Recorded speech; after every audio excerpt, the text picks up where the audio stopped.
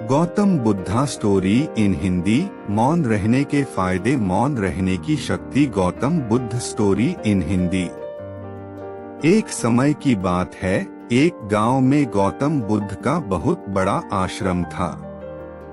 वहां पर एक प्रसिद्ध बौद्ध गुरु रहते थे। वहां पर उनका एक शिष्य था जो कि बहुत बोलने वाला था। वह हर समय इधर उधर की बातें करता था। जब वह दान लेने के लिए जाता था तो हर घर से एक नई कहानी लेकर आता था।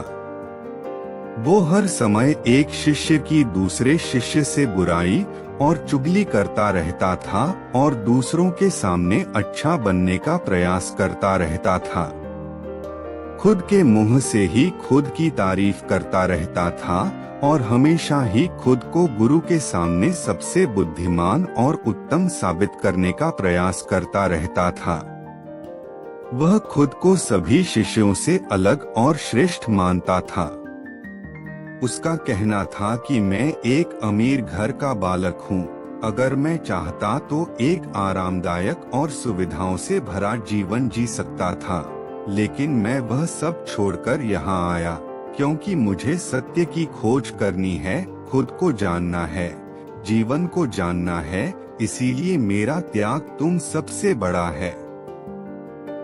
एक दिन गुरु ने आश्रम के सभी शिष्यों को बुलाकर कहा, आप सभी को अगले 1 महीने के लिए कोई संकल्प लेना है। इससे आपकी संकल्प शक्ति मजबूत होगी और आप में आत्म शक्ति का संचार होगा। आप सभी अपने समर्थ के अनुसार कोई भी संकल्प ले सकते हैं और यदि 1 महीने से पूर्व किसी का भी संकल्प टूट जाएगा तो वह अपनी दिनचर्या में वापस आ जाएगा। सभी शिष्यों ने अपनी शक्ति के अनुसार छोटे बड़े संकल्प लिए और गुरु को अपने अपने संकल्प के बारे में बोलकर वहां से चले गए। लेकिन वह शिष्य जो खुद को सबसे अलग और बड़ा दिखाना चाहता था, वह सीधे गुरु की कुटिया में पहुंच गया और बोला, मैं कोई छोटा मोटा संकल्प नहीं लेना चाहता बल्कि खुद की ही जैसे एक बड़ा और महान संकल्प लेना चाहता हूँ। कृपया आप ही बताएं मुझे क्या संकल्प लेना चाहिए। उसकी यह बात सुनकर गुरु मुस्कुराए और बोले, क्या तुम मेरे द्वारा दिए गए संकल्प को पूरा कर पाओगे? क्या तुम्हारे लिए उसे पूरा करना संभव होगा? शायद नहीं, वह तुम्हारे लिए संभव नहीं है। तुम उसे पूरा नहीं कर पाओगे, इसीलिए तुम खुद ही कोई संकल्प ढूंढो। मौन रहने के फायदे। Gautam Buddha story in. शिष्य ने कहा, नहीं गुरुदेव, आप जो भी संकल्प मुझे देंगे मैं उसे पूरा करूंगा। गुरु ने कहा, ठीक है, तो तुम अगले 1 महीने तक चुप रहो, मुंह से एक शब्द भी नहीं निकलो, यही तुम्हारा संकल्प है। शिष्य ने कहा, गुरुदेव, यह भी कोई संकल्प है? यह तो बहुत ही आसान है, 1 महीने तक चुप ही रहना है। आप कोई बड़ा संकल्प दीजिए जो मेरी योग्यता के लायक हो, जिसे पूरा करने में मुझे समस्या हो। गुरु ने कहा, पहले तुम यही संकल्प को तो पूरा करके दिखा। शिष्य ने गुरु की बात मान ली और वह इस समय चुप हो गया और पलटकर कुटिया से बाहर चला गया। पहले उसे चुप रहना बहुत आसान लग रहा था। उसने एक दिन तो जैसे तैसे चुप रहकर काट लिया, लेकिन दूसरे दिन से उसके मन में ना बोलने का बोझ बढ़ने लगा। तीसरे दिन उसे भारीपन महसूस होने लगा और चौथे दिन उसके अंदर एक अजीब सी बेचैनी होने लगी, क्योंकि आसपास आश्रम के सभी शिष्य एक दूसरे से बातें कर रहे थे। यह देख वह पूरा दिन उदास रहा। इसी तरीके से कुछ दिन और बीते और वह शिष्य बीमार पड़ गया। उसका सर फटा जा रहा था, उसका खाने पीने तक का मन नहीं कर रहा था, वह सिर्फ बोलना चाहता था। वह गुरु के पास गया और उनके सामने बैठकर लिखकर उन्हें बताया, गुरुदेव, मैं बोलना चाहता हूँ, मुझे सांस नहीं आ रही, मेरा दम घुटा जा रहा है। मैं अंदर ही अंदर पागल हुआ जा रहा हूँ। मैं क्या करूँ, संकल्प तोड़ दूं क्या? यह पढ़कर गुरु मुस्कुराए और बोले, संकल्प तोड़ने के लिए ही होते हैं, लेकिन जो अपने संकल्प को पूरा कर लेता है वही अपनी आंतरिक शक्ति को बढ़ाता है, और जो अपनी आंतरिक शक्ति को बढ़ाता है वह समाज की कल्याण करता है। संकल्प का लेना भी तुम्हारे हाथ में था और इसे तोड़ना भी तुम्हारे ही हाथ में है। तुम्हारे बहुत से भाई अपने संकल्प को तोड़कर अपनी पुरानी दिनचर्या पर वापस आ चुके हैं। अगर तुमसे नहीं हो पा रहा तो तुम भी संकल्प तोड़कर अपनी पुरानी दिनचर्या पर वापस जा सकते हो। लेकिन याद रहे, अगर आज तुम इस छोटे से संकल्प को नहीं संभाल पा रहे तो तुम अपनी बाकी की पूरी जिंदगी को कैसे संभाल सकोगे? बाकी फैसला पूरी तरह से तुम्हारे हाथों में है। गुरु की यह बात उस शिष्य के दिल में चोट कर गई। वह बिना कुछ बोले वहां से वापस चला गया और खुद को अपनी कुटिया में बंद कर लिया। वह केवल अपने जरूरी कामों के लिए ही कुटिया से बाहर निकलता था, बाकी सारे समय कुटिया के अंदर ही बैठा रहता। 15 दिन बीत चुके थे और आश्रम के लगभग सभी शिष्यों का संकल्प अब तक टूट चुका था, लेकिन उसका संकल्प अभी भी जारी था। संकल्प लेने के बाद से अब तक उसने एक शब्द भी नहीं बोला था। सारा आश्रम हैरान था कि इतना बोलने वाला इंसान चुप कैसे हो गया। 15 दिन बीतने के बाद वह दोबारा अपने गुरु के पास गया और लिखकर बताया है, गुरुदेव, मैं बाहर से तो चुप हूँ, लेकिन मेरे भीतर बहुत सी आवाज है, बहुत सी चीज, पुकार और शिकायतें हैं। मैं अंदर ही अंदर बात करता रहता हूँ। मेरा मन तरह तरह के प्रश्न पूछता रहता है। मैं बाहर से जितना मौन हूँ, भीतर से उतने ही शोर शराबा से भरा हुआ हूँ। क्या इस तरह से मेरा संकल्प अभी भी जारी है? गुरु ने कहा, तुम्हारा संकल्प अभी भी जारी है, लेकिन जब तक लोगों की यह आवाज तुम्हारे कानों में गूंजते रहेंगे, तुम्हारा मन बोलता रहेगा, क्योंकि इसे तो आदत है बोलने की। तुम भले ही बाहर से चुप रहो, लेकिन तुम अंदर ही अंदर बोलते रहोगे। तुम्हें इन बातों से, इन आवाजों से दूर जाना पड़ेगा। शिष्य गुरु को प्रणाम कर वहां से चला जाता है और सुबह होते ही अपनी कुटिया छोड़कर जंगल की तरफ चला जाता है। कई दिन बीत जाते हैं, संकल्प का समय भी पूरा हो जाता है, लेकिन शिष्य लौटकर नहीं आया। आश्रम में सभी को डर था कि कहीं उसको जंगली जानवर ने खा न लिया। उसे ढूंढने की बहुत कोशिश की गई, लेकिन वह कहीं नहीं मिला। सभी गुरु भाइयों ने मान लिया था कि जंगली जानवरों ने उसे अपना शिकार बना लिया है, लेकिन गुरु को ऐसा नहीं लगता था।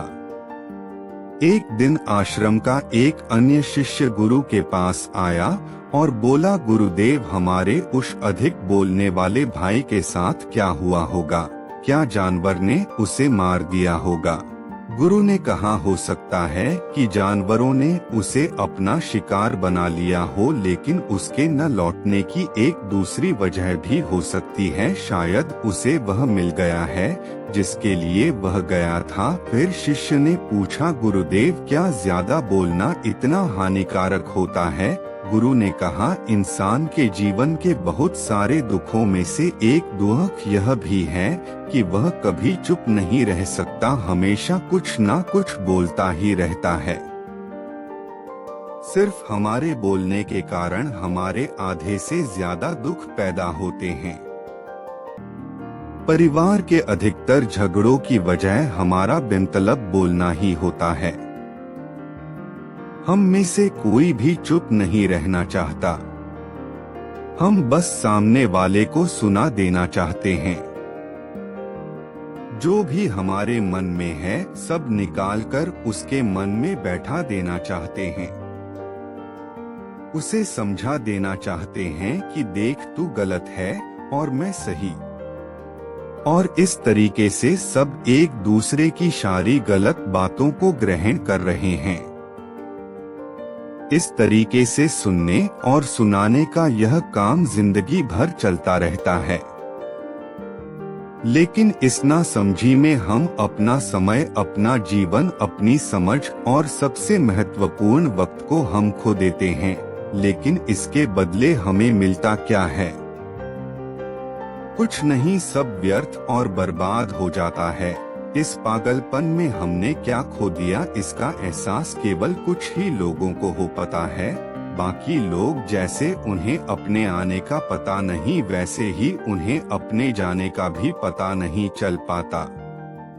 शिष्य ने कहा, तो फिर इसका समाधान क्या है?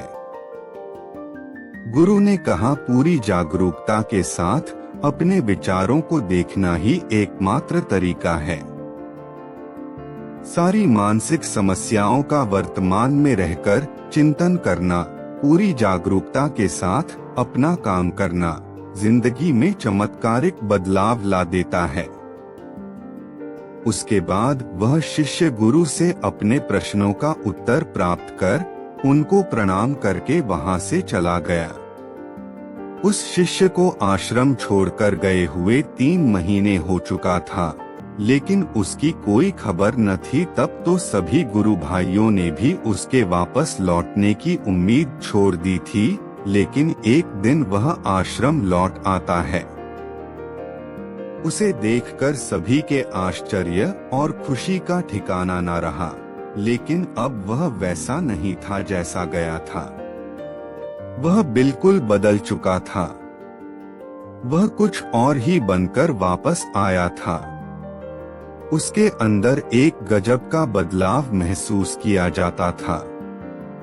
उसके चेहरे पर एक गजब का ठहराव और आंखों में बनी शांति थी। आश्रम में आते ही सभी गुरु भाइयों ने उसे चारों तरफ से घेर लिया और बातें करने लग गए। वह भी अपने गुरु भाइयों से बातें करने लगा। उससे बात करने वाले सभी ने यह अनुभव किया कि अब वह पहले जैसा उतावला और बातूनी नहीं रह गया था। उसके मुंह से एक एक शब्द बहुत ही सरल और मधुरता के साथ निकल रहे थे। थोड़ी देर तक गुरु भाइयों से बात करने के बाद वह सीधा गुरु की तरफ चला गया। उसने गुरु के चरण छुए और कहा, गुरुदेव, क्या मैं अभियान में हूँ? क्या अभी मेरा संकल्प जारी है? गुरु ने कुछ देर तक शिष्य की आंखों में बड़े ध्यान से देखा और कहा, हाँ, तुम अभी भी अभियान में हो। तुम्हारे मुंह से एक भी शब्द निकल नहीं रहा और तुम्हारा संकल्प अभी भी जारी है। शिष्य ने कहा, गुरुदेव, जब मैं आश्रम से गया तो मैं मुंह से तो चुप था, लेकिन मेरे अंदर बहुत सी आवाज हो रही थी। मन में बहुत से प्रश्न थे और वह बंद नहीं हो रहे थे। तो मैं जंगल में चला गया इस उम्मीद से कि वहां मुझे शांति मिलेगी और मेरे मन की बकबक कम हो जाएगी। लेकिन मैं जितना एकांत में जाता गया, मेरे अंदर की आवाज उतनी ही तेज होती गई। मेरे भीतर की पुरानी से पुरानी आवाज मुझे सुनाई देने लगी। तब जाकर मैंने महसूस किया कि मैं कितना गलत कर रहा था। जब मैं अपने परिवार वालों, दोस्तों को और गुरु भाइयों को बुरा भला कहता था तो उसे समय मुझे लगता था कि मैं सही कह रहा हूँ। जब मैं गुरु भाइयों की एक दूसरे से चुगली करता था और उनका मजाक बनाता था, तब भी मुझे यही लगता था कि मैं उनसे बेहतर हूँ और मैं सही कर रहा हूँ। लेकिन उस दिन मैंने पहली बार महसूस किया कि मैं कितना गलत बोलता था। काफी दिनों तक यह सारे शोर और शिकायतें मेरे अंदर चलती रही। लेकिन धीरे धीरे करके एक दिन यह सारी आवाज मेरे अंदर से समाप्त हो गई। अब मैं भीतर से भी मौन हो गया। उसी घने जंगल में कोई बोलने वाला था नहीं और भीतर कोई आवाज बची ही नहीं थी। और मैं उसी दिन पहली बार मौन का सही अर्थ समझा। मेरे चारों तरफ बहुत शांति थी। हालांकि अभी भी कुछ आवाज आ रही थी जो पहले भी आती थी, लेकिन मैं उन्हें सुन नहीं पाता था। पर अब वह सभी आवाज जो मुझे स्पष्ट रूप से सुनाई दे रही थी, वो थी हवा के चलने की आवाज, चिड़ियों के चहकने की आवाज और पानी के बहाने की आवाज। यह सभी आवाज ही मैंने पहली बार पूरे होशपूर्वक सुनी। अपने चारों तरफ इतनी शांति मैंने पहले कभी महसूस नहीं की थी। तो इस शांति को भंग करने के लिए मैंने पहली बार अपने मुंह से कोई शब्द निकला। मैं चिल्लाया है, ईश्वर यह कैसी शांति है, सभी कुछ इतना शांत क्यों है, ऐसा क्या हो गया? लेकिन मेरे चिल्लाने के बाद भी शांति भंग नहीं हुई। सब कुछ पहले जितना ही शांत था, बाहर भी और भीतर भी उतना शांत रहा। हे गुरुदेव, मैं अपने गुरु भाइयों से बात की, मैं आपसे बात की, मैं बोल रहा हूँ, मैं चल रहा हूँ, मैं सब कुछ देख रहा हूँ, लेकिन मैं अपने भीतर एकदम एकांत और मौन में हूँ। जब मैं खुद में भी शोर करना चाहता हूँ तब भी एकांत में ही होता हूँ। अब सब दिखाई पड़ने लगा है, सब सुनाई पड़ने लगा है।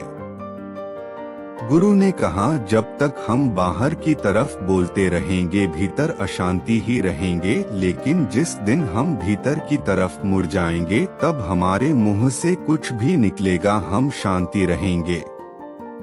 दुनिया में जितनी भी बुराइयां हैं, ज्यादातर हमारे बोलने से ही उत्पन्न होती है, क्योंकि हम चुप रहना नहीं चाहते। हम जितनी जरूरत है उससे कहीं ज्यादा बोलते हैं।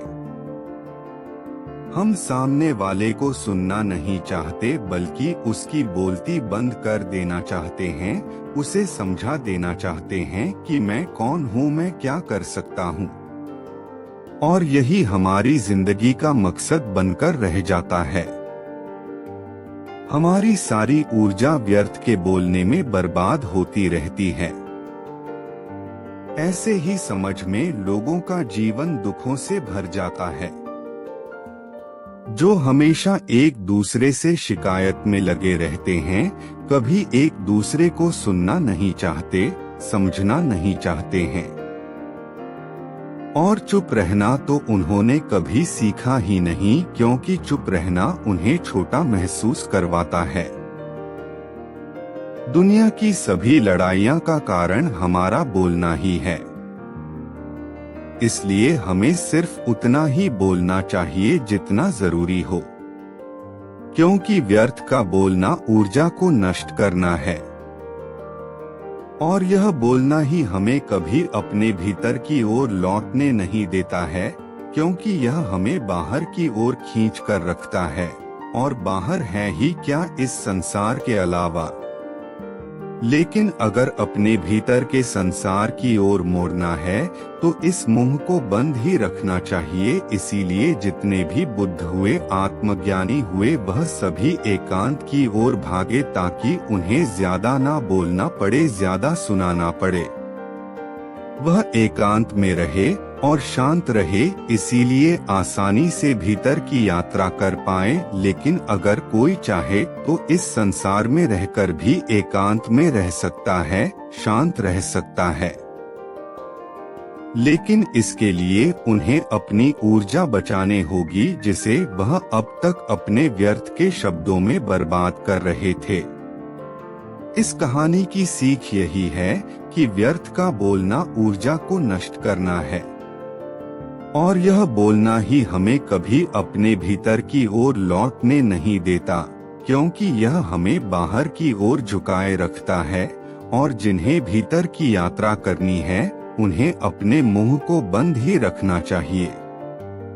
चुप रहने में अद्भुत शक्ति है। यदि हम सही समय पर सही शब्दों का प्रयोग करें तो हम अपने जीवन को सकारात्मक दिशा में बदल सकते हैं। मौन रहकर हम अपनी आत्मा की गहराई में जा सकते हैं और भीतर से शांति का अनुभव कर सकते हैं। इससे हम अपने विचारों और भावनाओं को साफ करके अपने जीवन को सकारात्मक बना सकते हैं। हमें चुप रहने की कला सीखनी चाहिए ताकि हम अपने शब्दों का सही प्रयोग करके अपना और दूसरों का जीवन बेहतर बना सकें। उम्मीद करते हैं आपको हमारी मोटिवेशनल स्टोरी मौन रहने के फायदे, मौन रहने की शक्ति कहानी पसंद आई होगी। तो हमारे चैनल को सब्सक्राइब करना ना भूले। मिलते हैं ऐसे ही मोटिवेशनल वीडियो के साथ, तब तक के लिए धन्यवाद।